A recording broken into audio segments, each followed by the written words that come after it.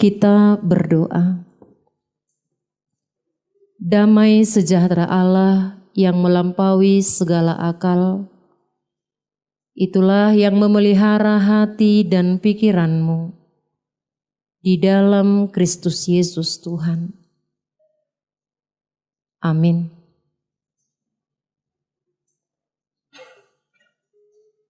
Jemaat yang dikasihi Tuhan Yesus Kristus dan seluruh pemirsa Nusantara TV dimanapun berada, Tuhan datang di tengah-tengah kita saat ini menyampaikan firman kebenaran yang menjadi sumber kehidupan bagi kita, yang tertulis di dalam Kolose pasal 3, dimulai dari ayat yang ke-5 sampai ayat yang ke-11. Demikianlah firman Tuhan. Manusia baru. Karena itu, matikanlah dalam dirimu segala sesuatu yang duniawi, yaitu percabulan, kenajisan, hawa nafsu, nafsu jahat, dan juga keserakahan yang sama dengan penyembahan berhala. Semuanya itu mendatangkan murka Allah atas orang-orang durhaka. Dahulu kamu juga melakukan hal-hal itu ketika kamu hidup di dalamnya. Tetapi sekarang buanglah semuanya ini, yaitu marah, geram, kejahatan, fitnah, dan kata-kata kotor yang keluar dari mulutmu. Jangan lagi kamu saling mendustai, karena kamu telah menanggalkan manusia lama serta kelakuannya, dan telah mengenakan manusia baru yang terus-menerus diperbaharui untuk memperoleh pengetahuan yang benar menurut gambar haliknya. Dalam hal ini, tiada lagi orang Yunani atau orang Yahudi, orang bersunat atau orang tak bersunat, orang barbar atau orang skit, budak atau orang merdeka, tetapi Kristus adalah semua dan di dalam segala sesuatu. Demikianlah pembacaan firman Tuhan. Shalom. Horas. Jemaat yang dikasihi dan yang mengasihi Tuhan Yesus Kristus. Pada minggu hari ini kita telah memasuki minggu ke-7 setelah minggu Trinitatis. Dan ajakan firman Tuhan di dalam topik khotbah ataupun tema khotbah mengajak umat Tuhan sekalian, mari menjadi manusia baru di dalam Kristus. Gabejol manai baru di bagasan Kristus Yesus. Jemaat yang dikasihi di dalam Kristus Yesus. Adapun firman Tuhan ini adalah surat Paulus kepada jemaat Kristen yang ada di Kolose. Sepintas kami menjelaskan tentang jemaat Kristen yang ada di Kolose. Kolose ini adalah sebuah kota kecil. Tetapi walaupun kecil, Paulus hamba Tuhan tetap masih mengingat dan bersemangat untuk menyebarkan firman Tuhan lewat setiap surat-surat yang dikirimkannya kepada orang-orang Kristen.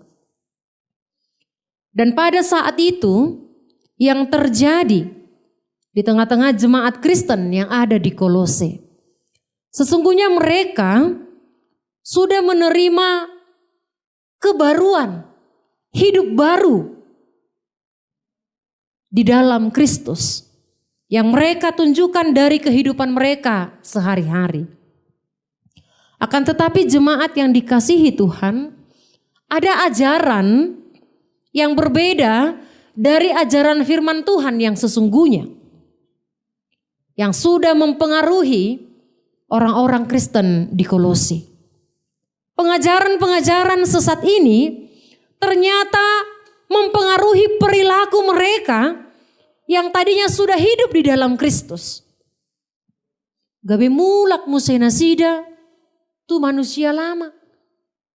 Mereka kembali lagi menjadi manusia yang menghidupi tabiat-tabiat keberdosaan. Oleh karena itu, Paulus datang kembali mengingatkan jemaat Kristen yang ada di Kolose, agar mereka hidup di dalam kehidupan yang baru. Dahulu kamu juga melakukan hal itu ketika kamu hidup di dalamnya. Katanya di dalam ayat yang ke-7. Jemaat yang dikasihi Tuhan. Tetapi lewat surat ini, kembali Paulus mengingatkan orang-orang Kristen di Kolose. Kamu telah menjadi ciptaan yang baru. Kamu adalah anak-anak Tuhan yang memiliki kekuatan di dalam Roh Kudus. Oleh karena itu, matikanlah di dalam dirimu. Pada ayat yang ke-5 dikatakan Paulus, karena itu matikanlah di dalam dirimu segala sesuatu yang duniawi. Apakah itu?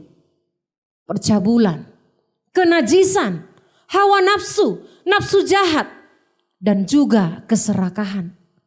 Itu sama dengan penyembahan berhala.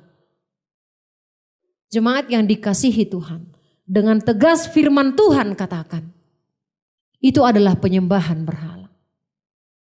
Segala bentuk perilaku-perilaku abmoral itu adalah perilaku penyembahan kepada berhala. Itu adalah ketundukan kepada keinginan-keinginan daging. Tidak ada lagi rasa takut dan hormat akan Tuhan. Lalu jemaat yang dikasihi Tuhan, dikatakan lagi pada ayat yang ke-7. Buanglah semuanya ini dari dirimu, yaitu marah, geram, kejahatan, fitnah, dan kata-kata kotor yang keluar dari mulutmu. Jangan lagi kamu saling mendustai, karena kamu telah menanggalkan manusia lama serta kelakuannya. Bapak Ibu jemaat yang dikasihi Tuhan Yesus Kristus, mari kita jujur mengoreksi diri kita. Adakah kita masih mencintai, masih menyukai, dan memelihara dengan baik perbuatan-perbuatan yang tidak disukai oleh Tuhan ini? Bagaimana kesetiaan kita di tengah-tengah rumah tangga? Bagaimana kesetiaan kita di dalam menjaga dan menghormati Tuhan di dalam kehidupan kita? Apakah amarah, kecurangan, fitnah, kata-kata kotor masih menguasai pikiran, diri dan perilaku kita? Ini menjadi ajakan untuk mengoreksi diri kita. Mari kita tinggalkan itu. Mari kita bertobat. Mari kita menjadi manusia yang baru.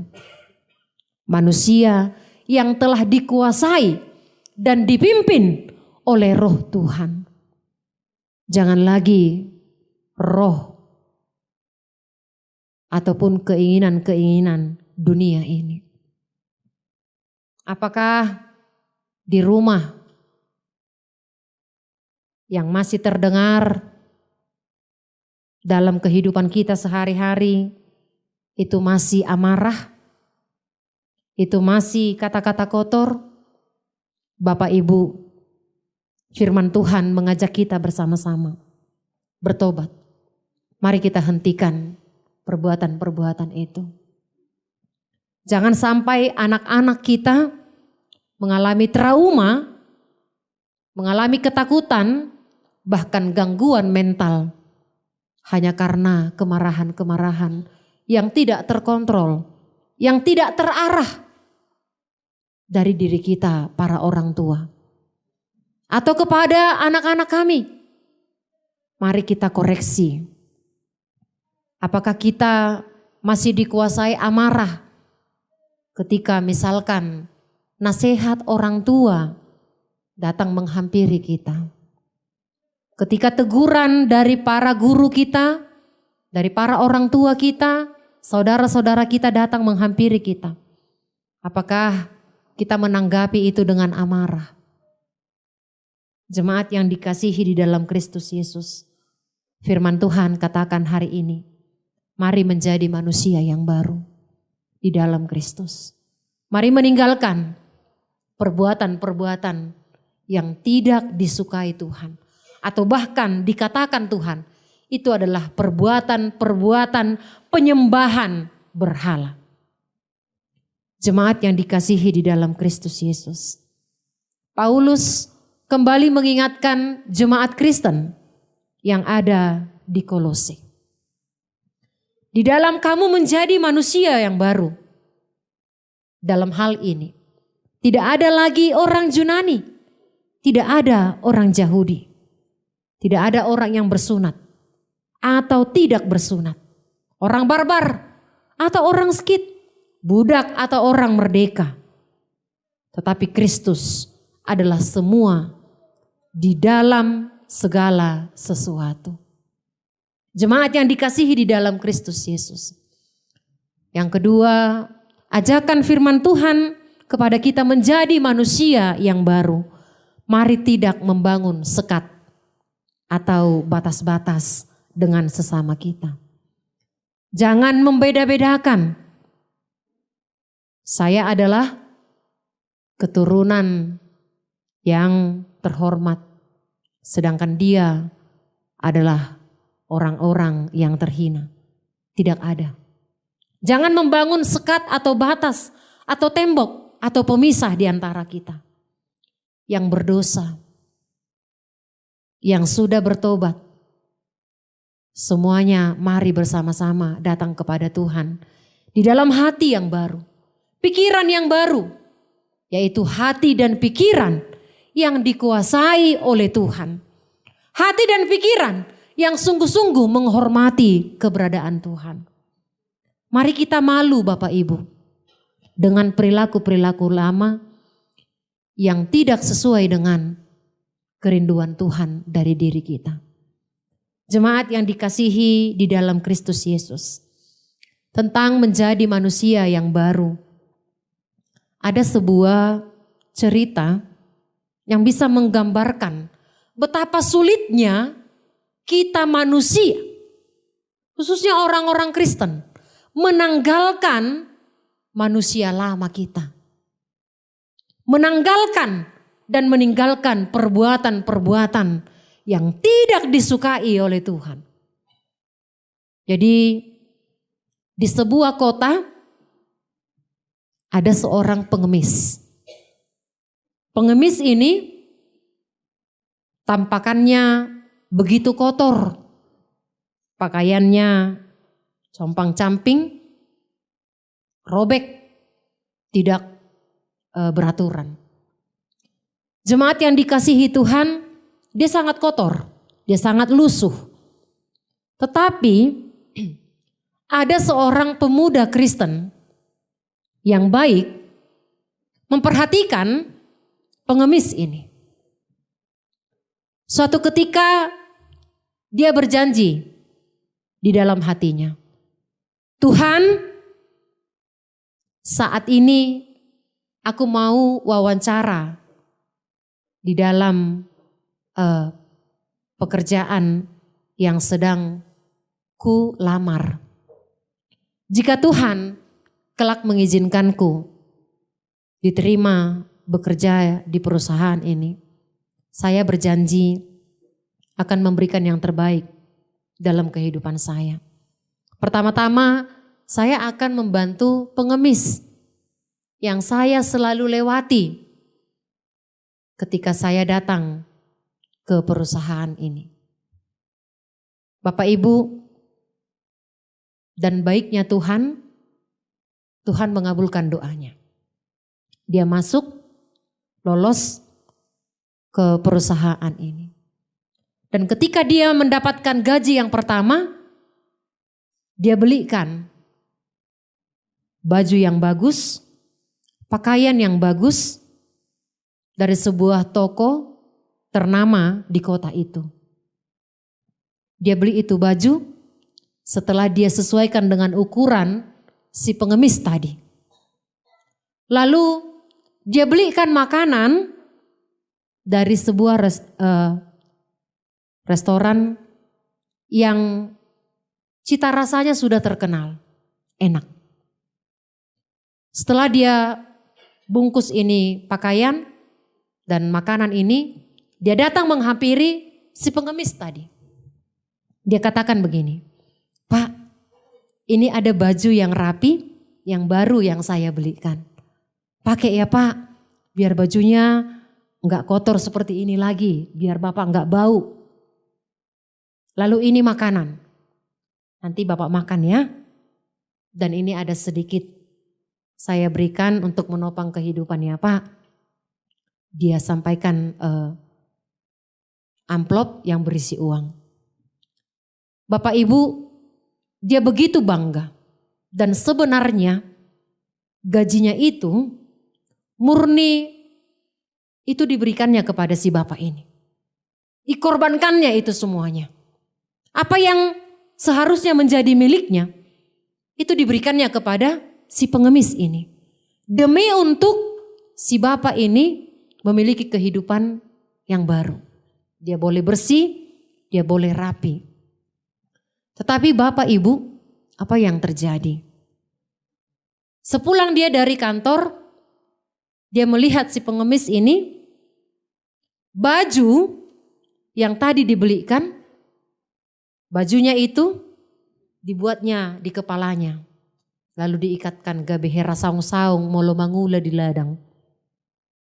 Kalau kita bekerja di ladang itu ya pakai saung-saung begitu.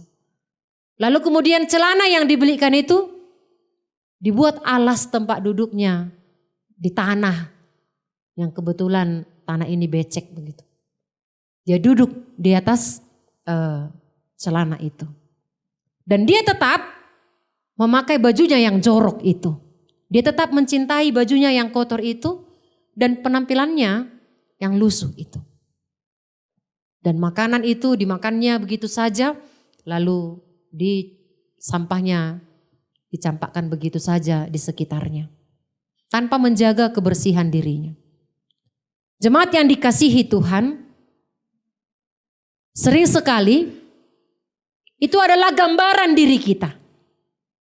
Apa yang dilakukan pengemis ini adalah gambaran orang-orang Kristen yang sesungguhnya sudah diberikan kehidupan yang baru. Sudah diberikan keselamatan. Sudah diberikan status yang baru. Keselamatan, kehidupan yang kekal. Dia disucikan. Dia dibersihkan dari dosa-dosa. Tetapi sering sekali perilaku yang kita tunjukkan adalah perilaku seperti si pengemis itu. Kita lebih suka menampilkan dan menunjukkan perbuatan-perbuatan yang penuh dosa, celah, kotor dan najis. Kita lebih mencintai memakai pakaian yang lama. Manusia lama kita yang mencintai percabulan, kenajisan, nafsu jahat, amarah, dengki, kata-kata kasar. Bapak Ibu yang dikasihi Tuhan. Sedangkan pakaian yang baru yang Tuhan Yesus telah anugerahkan lewat pengorbanan darahnya yang kudus yang diberikan kepada kita. kita abaikan begitu saja. Kita sia-siakan begitu saja. Dang arga dihita. Tidak berharga bagi kita. Duduk hanya sebagai alas. Tidak kita kenakan sungguh-sungguh. Tidak kita ragakan, tidak kita hidupi Bapak Ibu. Jemaat yang dikasihi di dalam Kristus Yesus. Jika kita sadari kita masih di tahap itu, maka sebagaimana tadi kita katakan di dalam hati kecil kita, betapa bodohnya pengemis itu, maka katakanlah itu pada dirimu. Betapa bodohnya aku. Betapa malangnya aku. Tuhan Yesus sudah menebusku. Sudah menganugerahkan kehidupan yang baru. Penebusan di dalam darahnya yang mahal. Kenapa tidak kuhargai dengan cara hidup yang baru? Hati dan pemikiran yang baru. Pola pikir yang baru. Kenapa tidak kuhidupi? Katakan pertama-tama kepada diri kita sendiri. Betapa saya menyia-nyiakan kebaikan Tuhan. Sehingga Bapak Ibu, ada pertobatan hari ini. Di sini saat ini. Ada pertobatan dari diri kita. Ada perubahan dari diri kita semua. Dan kita semuanya menjadi kemuliaan bagi nama Tuhan. Hati Tuhan disenangkan. Dan kita bersuka cita. Karena kita dimampukan oleh Tuhan. Dan kita kuat melawan godaan si iblis yang selalu menerkam kita setiap saat. Mari Bapak Ibu, jika kita merindukan perubahan dalam hidup kita, jika kita merindukan berkat di dalam kehidupan kita, pertama-tama rindulah untuk bertobat. Rindulah untuk membaharui diri. Rindulah untuk memiliki pola pikir yang baik. Saat itu terjadi berkat-berkat Tuhan. Lebih dan lebih lagi Tuhan akan percayakan kepada kita. Amin. Mari kita berdoa. Terima kasih ya Tuhan. Terima kasih Tuhan Yesus Kristus. Firman-Mu yang masih Engkau perkenankan, Engkau sampaikan kepada kami. Itu adalah kekuatan bagi kami. Itu adalah berkat yang tidak bisa kami bayar ya Tuhan. Hanya firman-Mu ya Tuhan, pelita yang menerangi jalan kami. Hanya firman-Mu ya Tuhan, tongkat yang menuntun kami di jalan yang terjal, di jalan yang licin. Terima kasih untuk kasih setia Tuhan. Kesetiaan-Mu itu nyata dalam hidup kami. Bukan karena kelayakan kami. Bukan karena kami telah melakukan apa yang Engkau kehendaki. Kami jauh dari apa yang Tuhan harapkan. Tetapi Tuhan Yesus tetap mengasihi dan mencintai kami. Terima kasih untuk firman-Mu. Kami rindu Tuhan menjadi manusia yang baru di dalam Kristus. Kami rindu menjadi ciptaan yang baru. Memiliki cara hidup yang baru.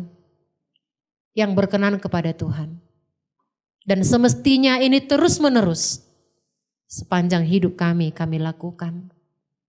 Ketika kami jatuh. Kami kembali bangun. Hidup di dalam Tuhan. Kuatkan kami ya Tuhan. Di dalam melakukan firman-Mu. Tidak hanya mendengar. Tidak hanya menjadi pemberita. Tetapi kami menjadi pelaku-pelaku firman Tuhan. Di dalam Tuhan Yesus kami berdoa. Amin.